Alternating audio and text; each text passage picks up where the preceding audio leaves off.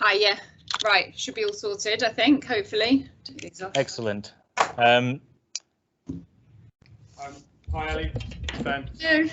I'll just introduce you. Guys, it gives me great pleasure to introduce Dr. Ali Saunders, who is Clinical Director for Emergency Medicine at Imperial College and a valued colleague at London's Air Ambulance and a former Olympic rower. And she brings a unique insight into how CRM and non-technical factors can transition from sort of elite sports into elite medicine. Excellent. Over to you. Great. Can you hear me all right? Yes. I'm getting a little bit of echo. Hold on, I think that's okay. It's gone now. All right. So afternoon, everybody. I'm trying to see if there's anyone else I know, but I can't quite tell because there's lots of little circles. Oh, I can see Shah. Hello. All right. Good afternoon, everyone. I'm going to share my. Yes, thank you. It's nice to see that there's a few awake people, so thanks very much for a bit of cameras on and off. Right, I'm going to share my screen. So I think I've got about an hour, but I'm probably not going to talk for an hour, and we can take questions and stuff at the end. It's the wrong one. Let's try this.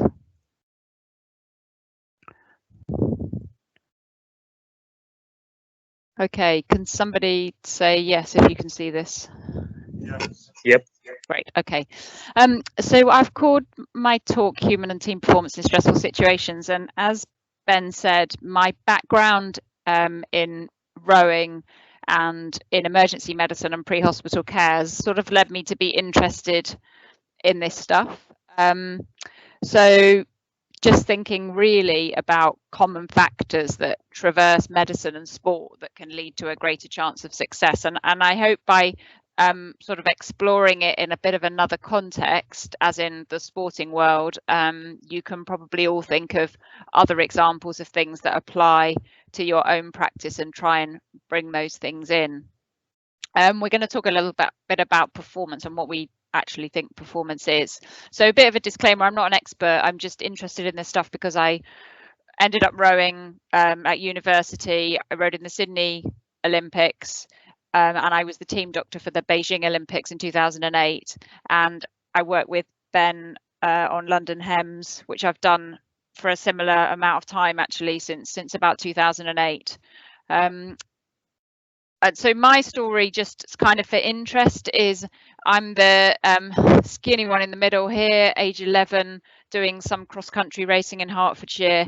And my sport when I was at school was cross-country 800, 1500. I was kind of county level, and no better than that, quite happy with that.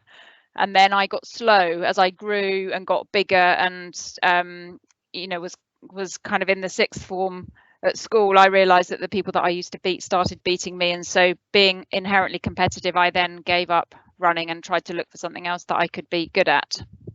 And when I went to university, long story short, I ended up getting into rowing, was in the women's 8 and went to the Sydney Olympics, and there's us at the Sydney opening ceremony in 2000 with lots of nice pictures. And I'm the one at the back, so and on the left hand picture I'm the one at the front, and on the right hand picture I'm the one at the back, and I had darker, shorter hair, and I was obviously 20 years younger, 21 years younger. And now I do pre-hospital care and emergency medicine, and there are similarities and differences between performing in a sporting planned environment and the relatively unplanned hospital or pre-hospital environment. And I think what I hope today is that some of the things that I talk about might resonate with you and might be useful to you in doing critical care transfers and working in teams of people that you haven't worked with before. So I think that's the kind of applicability. So back to the topic. So if we think a bit about performance, what it is. So in simple terms, performance, you've got your inputs to maximize the chance of your outputs, and performance is the how you get there. So you put stuff in, you get stuff out, but how you actually get from A to B, from your inputs to your outputs, is the performance bit, is how it all strings together. And results is obviously what actually happens at the end, and results is not the same as performance. So you can come last in a race and have you done your best performance, and you can come first in a race and have not done a great performance. So in other words, it's doing the things you do to get the things you want. And our team psychologist, Chris Shambrook, who runs his own company, Planet K2, they talk a lot about this stuff, and they used to talk about the performance pie, and I do think some of this is quite relevant to us. So whatever your field, whatever field you're operating in, you've got all of these different bits that need to string together. So in sport, you've got your technical and tactical, your physical, mental, emotional, and contextual. So, you know, fitting it into the right place. And to a certain extent, a lot of those are very applicable in medicine. And then at the core is really what holds everything together in a team. And we used to talk a lot about the core being about control, confidence, and connectedness. So having autonomy and choice, so being largely in control of what you're doing, having the confidence to do things, so knowing it's possible through your training, and connectedness, so working together to achieve things that couldn't be done independently. So if we think about optimizing things, so this list of things here, if I said to you, you know, this is let's recreate the best environment that we can do to let you perform at your best, we could say, well, it's uncomfortable, the equipment's unreliable, you're surrounded by people that can't do anything, you have no contact with your friends or support network, people keep interrupting you constantly, you don't have much sleep, your food's rubbish, you're dehydrated, you don't do any exercise, you feel generally kind of low in your self-esteem. You know, some of these things will resonate with us in our workplaces and in the COVID world. But, you know, I think the point of this is these are all the things that can make things not go well. And so turning it on its head, these are all the things that we need to optimize to make sure that things do go well. And of course, quite a lot of the times we might feel that these things are outside of our control, or some of them are outside of our control. But in terms of optimizing things, if we know the things that derail us, if we know the things that make things not work well, let's do something about it and try and get them to the point where they do work well for us and we control as much of our environment as possible. So that's not my gold medal. That's Mark Hunter's gold medal, and Mark won in the lightweight double in Beijing in 2008 when I was the team doctor. So it was just quite nice to, you know, hold a gold medal. But just a little bit about winning, because people often watch sporting things and think that winning is, you know, well, people must just turn up and, you know, have a lucky day and wear their lucky socks and win the event. And, you know, winning is good, but knowing how to win is better. And this idea that winning or losing should never be a surprise. You should know where you are in the field. You should know what you need to do to get your best performance, and you should have some idea about what your best performance will deliver for you in terms of results. And that's just quite important, because people don't go to the Olympics and just sit on the start line and cross their fingers and hope that things are going to go their way. You know, people don't go into competition hoping that things are just going to turn out. They go in confident in a plan that's proven in similar conditions time and time again, that they've practiced and rehearsed and refined. And so, you know, in the sport world, it's all about being flexible and adaptive, but with a plan. And we try and focus on performing within, you know, how we perform within those conditions with the capability and tools that we have. So there's no point in trying to do something that we're not capable of, or we don't have the tools to deliver. And so a lot of this is about goes to exploit your strengths, know what they are, and make sure you use them. We tend to focus quite a lot as individuals and in medicine on our weaknesses, and we need to know what they are and work on them. But actually our greatest strength are our strengths. And so I would urge everybody to kind of have that mindset and think, what am I good at? Let me do more of what I'm good at, and that will make up for the things that I'm less good at, rather than all the time trying to just think about the things that I'm not as good at. So just a little bit about winning and losing. So moving on to teams. So teams are obviously made up of all sorts of different, you know, types, and depends very much on your environment. And here's a pre-hospital team picture. and we could do similar for an in-hospital team or a critical care team.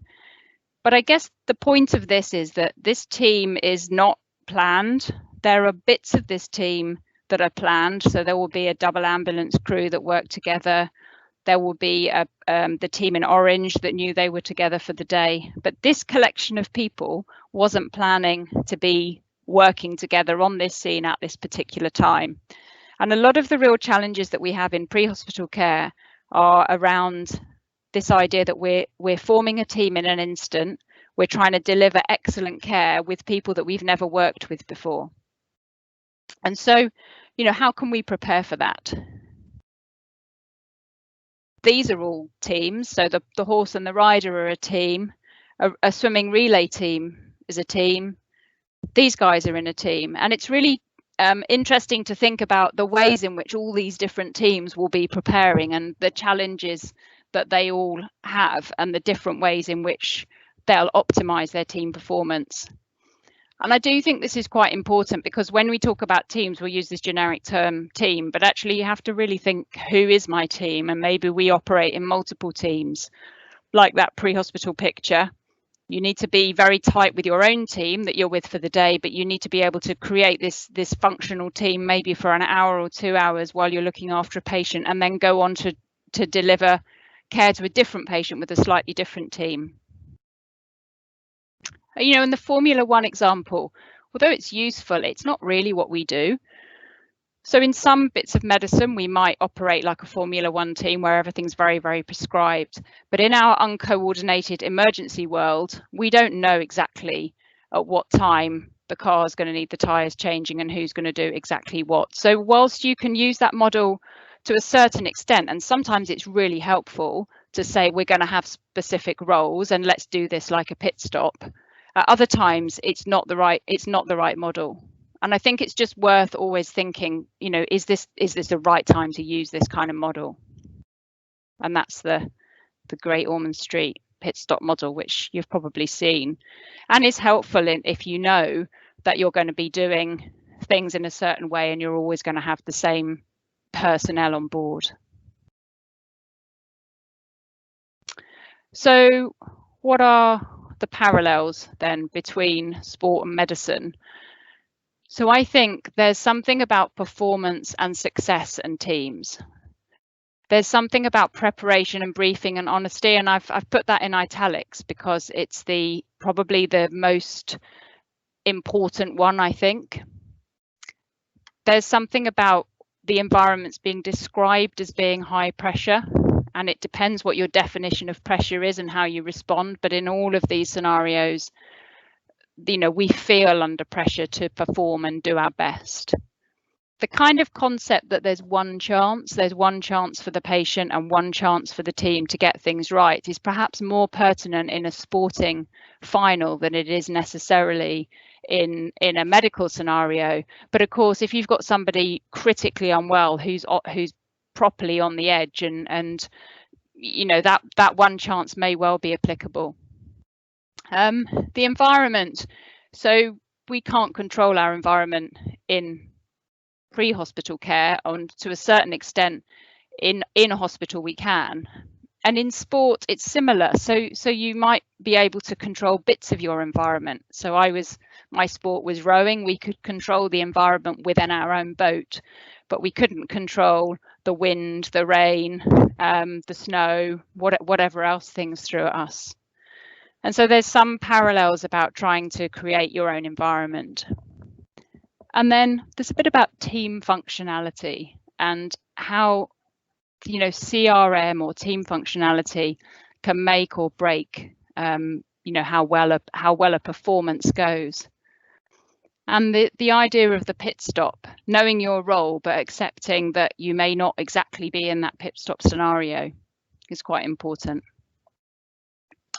So, in terms of sort of complementary roles, just thinking about what sport is your team like? Who could we learn from? And people have done quite good things with thinking about, what is my team most like, and then finding how those teams built success and then trying to model those things. So in terms of training and preparation, I'm just going to give me a sec because I've just got some very noisy people next door. Hang on a sec. Could you be quiet? Sorry. I was finding it quite difficult then to control my environment. So training and preparation. So in terms of training and preparation, I think the things that I've really learned were that's the absolute cornerstone of enhancing your chances of success. So, you know, I've got pictures of us training in the boat, training on the rowing machine, and at the bottom there, training on our old helipad at the Royal London. And that training and preparation for all of those different bits of the pie is really key. And when you think about sports people, you might tend to think about the training all being very physical and building your endurance and building your strength.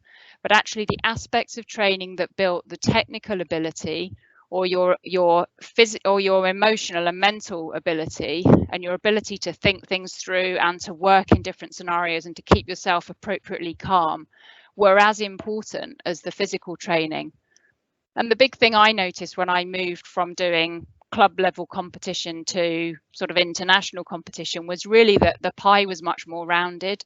So we spent much more time thinking about rest and recovery, emotional and mental well-being, technical things, rather than just hammering the training sessions day in, day out.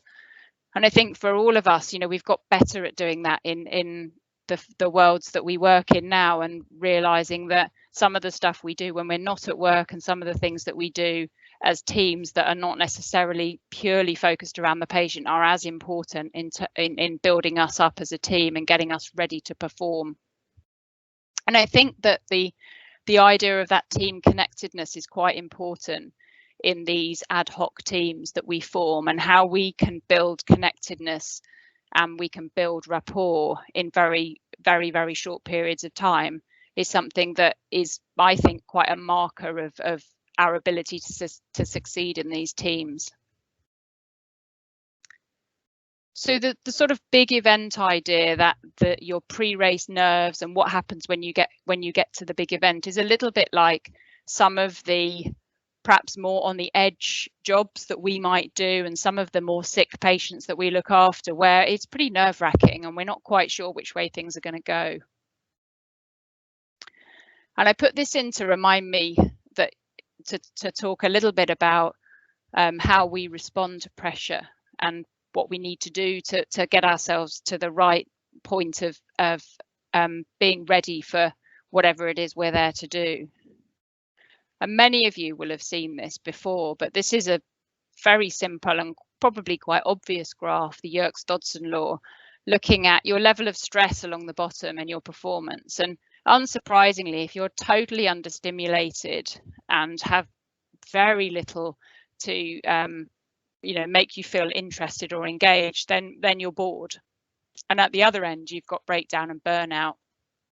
And what we're trying to do in anything we're trying to perform in is to be in that middle zone of growth and learning. And of course, if you extrapolate that to a sports competition, if you think about those guys on the start of the 100 meters, they want to be right at the peak of that. They want to be optimally ready to peg it down that 100 meters in the fastest time possible. They don't want to be far to the right hand side in a gibbering wreck of nerves that can't get out the blocks. And equally, they don't want to be far on the left hand side where they're just treating it as another training session and they're not quite on the edge. And that's a really fine balance. And I can remember thinking quite a lot about that in terms of the expectation that you will have pre-race nerves and that you will feel rubbish when you wake up in the morning, and you'll feel anxious, and trying to work out ways that you knew that was going to happen. You could manage it so it wasn't awful, but you didn't get rid of it altogether so that you were far on that left hand side. And I think that's quite a useful thing, particularly for people starting out in doing new roles in pre-hospital care or critical care and working in teams, is that everyone trying to be in that kind of moderate. So we don't want to sit around all day and be bored and then suddenly we get a call and we've got to really get ourselves up for stuff. But equally, we don't want to be on the edge all the time, you know, literally ready to sprint out the door. And I think that these things are just worth thinking about. So in sport, you've got this one chance idea, that margin between winning and losing. And perhaps for many of our patients, it's not quite so much a one chance thing, but we are trying to get things to be the absolute best on the day for that person.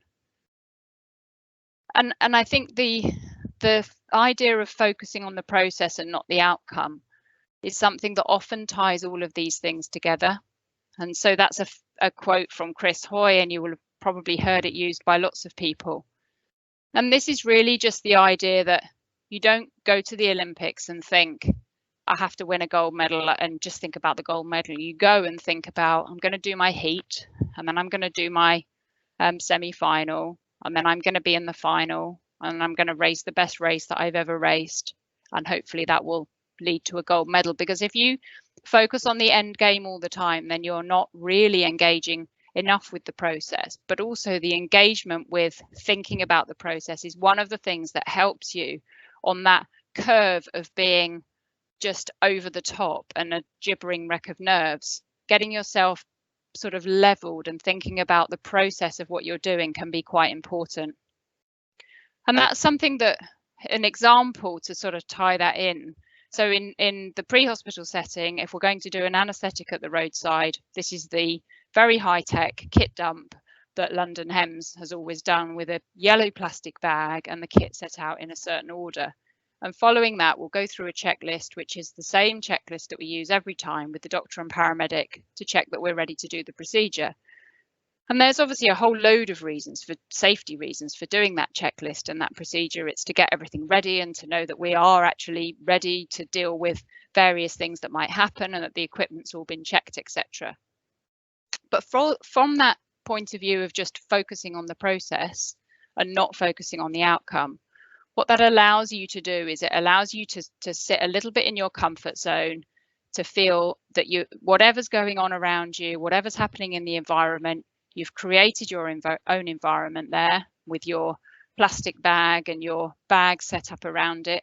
You've made your environment, you've kind of leveled yourself with your team, and you've started talking through things, and you're focusing on the process. You focus on the process of the checklist, not the outcome of the intubation. And that does quite a lot of things in terms of bringing you together as a team, getting you to zone in on what you're doing, but also gets you to not feel anxious and worried about whether you're going to get the tube in or not. I think another thing that is really key is the idea of leaving no stone unturned. So here on the left, we've got one of the coaches polishing the boat, and the boats, as you can see at the Olympics, are very shiny because the coaches are very nervous, and the coaches spend all day polishing the boats because they feel as anxious as the athletes and probably are less in control of what's happening. And the boats have never been more ready for competition. And on the right, we've got our team physiologist who's there taking lactates and all sorts of measurements from people, and just making sure that absolutely everything that could be done has been done. And the idea of that preparation and not leaving anything to chance is quite important when you're trying to think about what you then have available to you in terms of your own bandwidth to deal with things on the day. And again, you know, bag checking, kit checking, equipment checking, all done in the cold light of day when it's not, when we're not in a rush, so that we know that when we open the packs, the things are as we expected. Those are really common themes across lots and lots of safety cultures. But it allows you, from a psychological point of view, to bin things that you might worry about otherwise, because you know that they've already been dealt with. And we talk quite a lot about bandwidth and how much brain capacity we have, how much capacity we've got to deal with the thinking that we need to do. And of course, all of that preparation and all of those things that you could do in advance, offload that bandwidth and leave it free to deal with the things that you can only deal with at the time. The idea that you might do some mental rehearsal of things that you don't do very commonly, or some visualization, help to just cement those things in your head.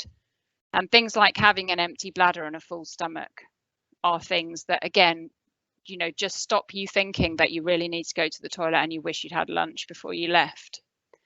And then your bandwidth that you've managed, because you've taken away everything that you don't need to be worrying about in those few minutes, then frees you up to do that team creation and that rapport with your team and the thinking about your patient. And those things sound obvious, but they're actually all quite simple.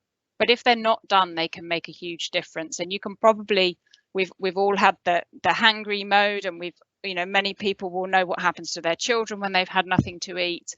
And the difference that little things like that make are really important. And unsurprisingly, when you do elite sport, you spend a lot of time eating and you spend a lot of time thinking about what you're going to eat. And that's not so that you get to your race and you don't feel grumpy. It's so that you get there and you've got the energy systems to perform. But it's the same principle, that all of those things need to be thought about beforehand, so that when you're in the heat of the moment, you've optimized your chances to do things as well as you can do. Now, of course, in sport, you know your team, you know who you're going to play with, you know who your subs are, you know who your opposition is going to be. And in our world, we don't necessarily know that. In sport, there's only one winner, whereas really for us, it's not quite as black and white as that. But I think there are common factors, and the things that I've taken away that I think are applicable to both settings are that training and preparation is absolutely key. And that isn't just physical training, that's mental training, that's technical training, that's all of breaking down whatever it is you're trying to do, whether you're trying to play basketball, play football, row in a boat, play cricket, play a musical instrument, or look after a sick child on transfer. It's all about training for whatever it is we think are the component parts of that event and preparing for them as individual components so that we can put them all together. There's a bit about what we do the week before, the day before, and on the actual day of the event. And some of those things are the ways in which you might deal with nerves, and you might deal with the psychological aspects of things, but they're also the things that get you ready and prepared to know that your equipment is where you want it to be, etc. And the on the day preparation. So what do you do when you come in for a shift? What's your preparation for the shift the day before? Do you pack a bag of food because you know that you're actually not going to be able to leave the base? And if you don't pack anything, it'll be the one day when you'll end up being starving all day and then grumpy, and then you'll get the sickest patient that you've ever had and you'll wish that you'd had something to eat. So there's just little things like that about preparing ourselves for what it is we're going to do. I think a really key aspect is creating your own environment in whatever way you can do. So forgetting what's actually going on outside, but trying to get your team in a bubble that feels as though you own it and that you've been able to manage it. And so you're much less derailed by other influences that come into play. For us, we'd have a warm-up routine, and that would put us in the zone, and it would relax us a bit, and it would stop us feeling quite as anxious. And in the same way, I think we all have little set ways of perhaps doing things, or things that we might do when we're preparing to do big procedures or difficult things. We used to talk very much about being in your boat, about your focus being in your boat and only thinking about what we're doing, but having an awareness outside. And of course, that's a bit different in some of the fields that we operate in, because we don't want to always be zoned into our boat or the equivalent. We might want to be quite aware, have good situational awareness of what's going on, but we might want to turn that sort of on and off, or we might want to expand it and contract it. So we may want to have a really good overview of everything that's going on. We might want to be able to see the whole race. And then as things change, we only want to look at what we're doing. And I think being cognizant of what you're doing and why you're doing it, and actually I'm just focusing in on this, which means I've lost the overview, is quite important. But the idea that actually you can only control the bit that you're in is probably the key point. And so controlling what is in your gift to control and not worrying about the things that you can't control is part of that idea of being in your boat. There's definitely a case of doing what you've rehearsed. So for us, there's no point in going out to race and deciding on the start line that you're just going to do some completely different random plan that you've never practiced before when you've spent 4 years preparing for this particular event. And in the same way, when we do things in our sort of unplanned pre-hospital or out of hospital environments, we need to rehearse bits of it, and then we need to actually do what we've rehearsed unless there's a good reason to change it. And sometimes we'll need to change and we'll need to adapt.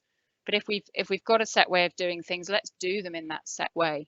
I showed you the kit dump for our anesthetics.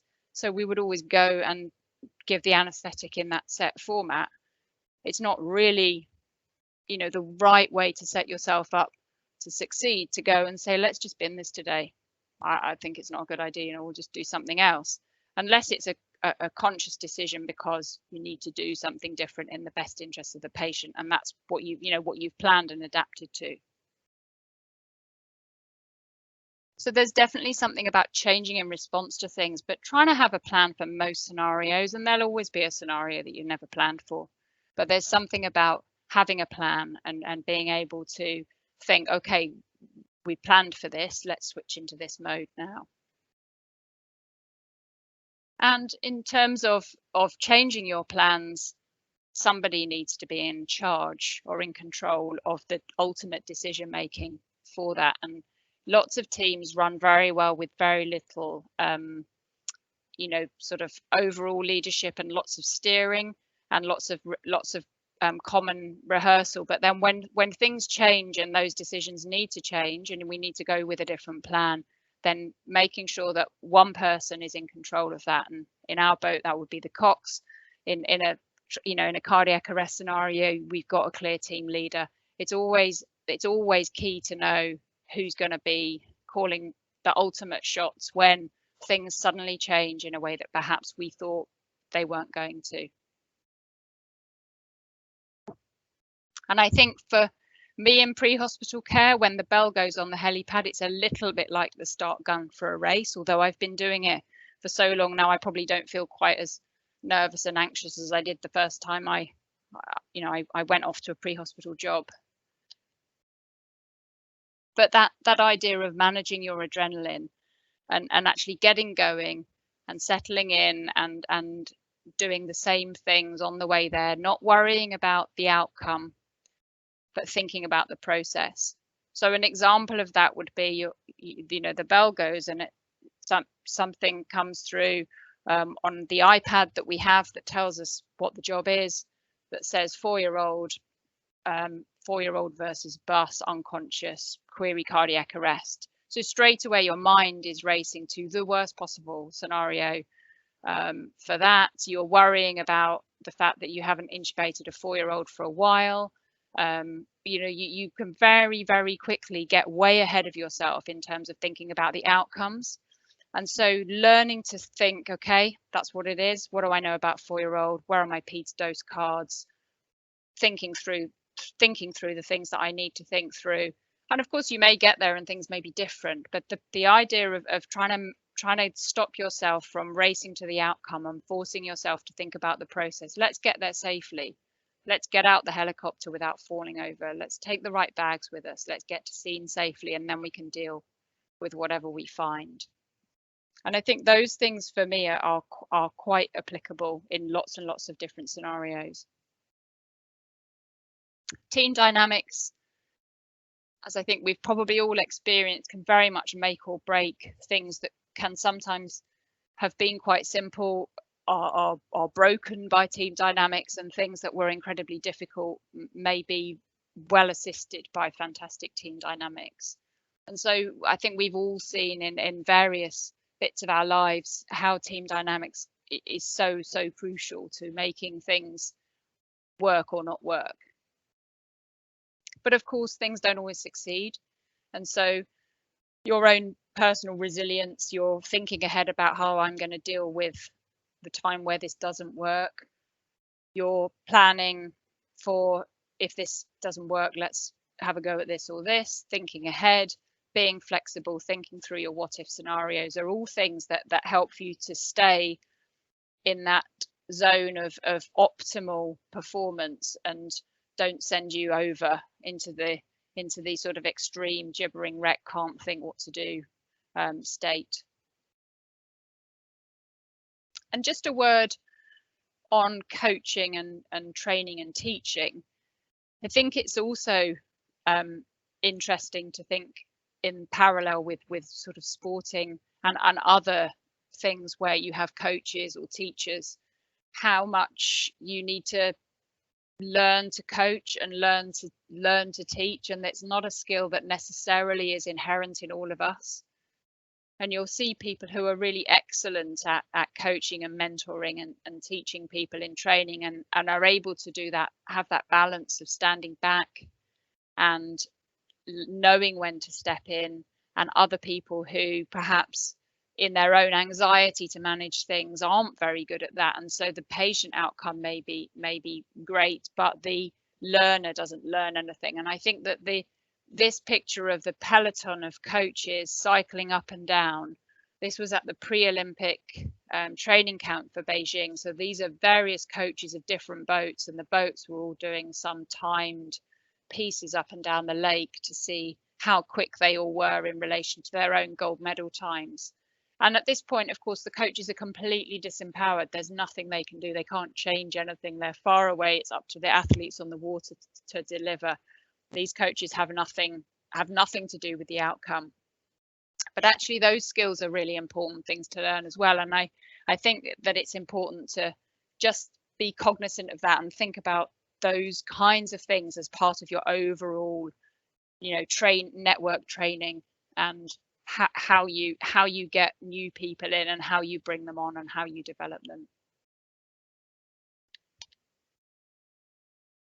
And then I think the other thing is that, like all of these things, for all of us, it's actually all in a day's work. So here's the helicopter landing in Piccadilly Circus and lots of people taking pictures, and obviously this is all way pre-COVID. And people say, oh God, it must be amazing. How do you do that job? And you think, well, actually, like I've said, you focus on the process, not the outcome. You forget where you are. Your environment is your environment with the patient. You don't really notice that all these people are there taking pictures. You're not thinking about the fact that you're in the middle of Piccadilly Circus and, that everybody's watching you. And it's the same in sport. When people go to the Olympics, they have been training for 4, 8, 10, sometimes more years to get there. So although it's a great achievement, they don't just get rung up one day and told out of the blue that they're going to the Olympics, having had no clue that that's what they were working towards.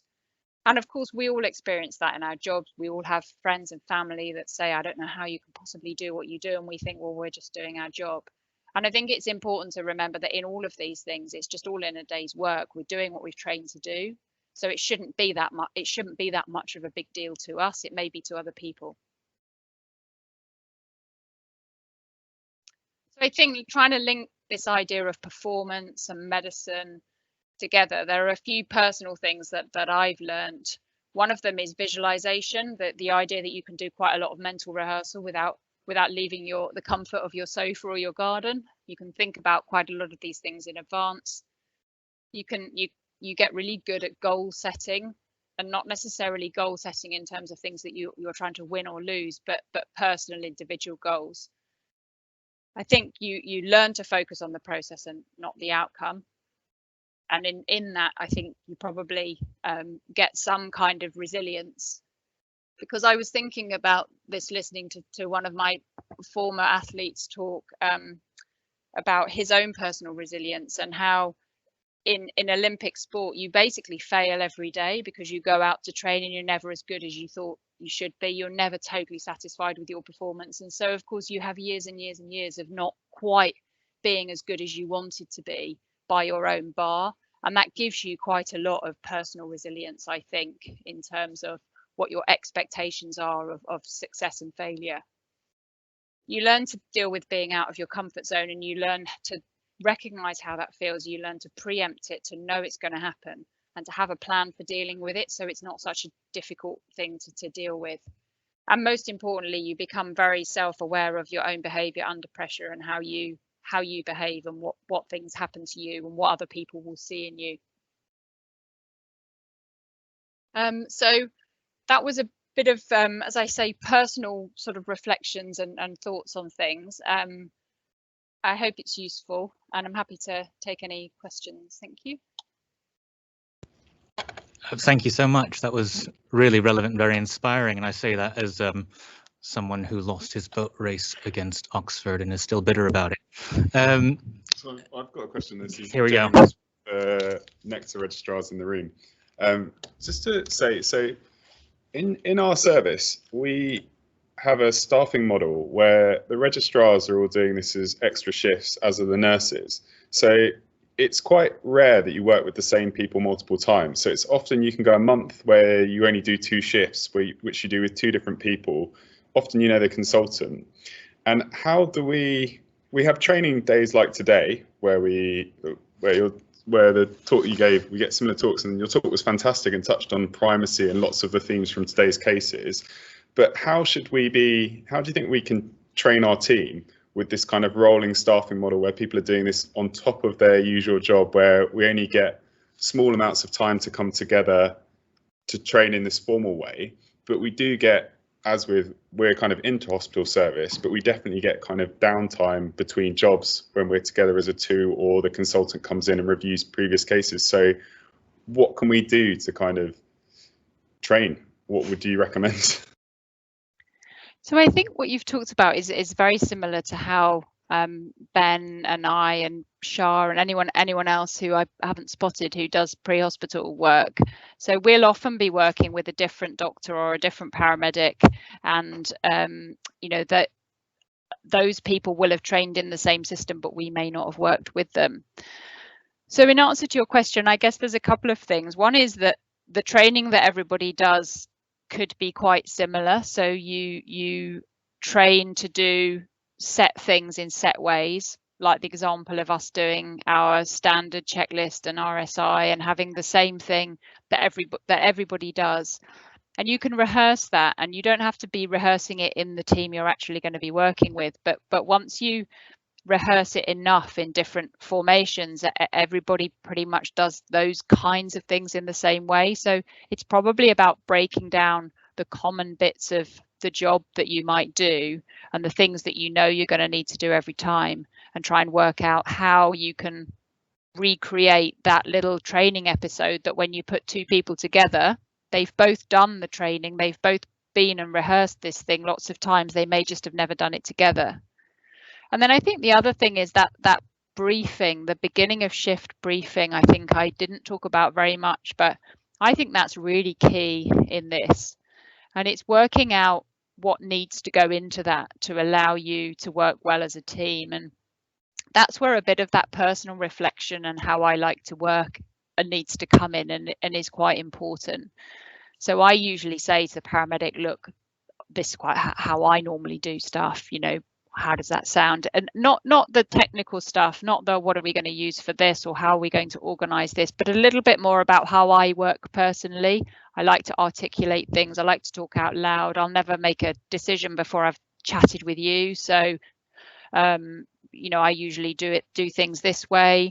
If it's a 3-person team that we're working in, we normally talk quite a lot about how we would sort out handing over team leadership and all of that kind of stuff. So I think it's all doable, but I think it's probably about breaking down the work that you do into some bits that are going to happen every time, and training for those bits, and then the bit about how you brief at the beginning, perhaps. Cool, yeah, that's really useful. Is there any questions in the room? Anyone wants to ask, or any question? If anyone wants to put their hands up on Zoom to ask anything.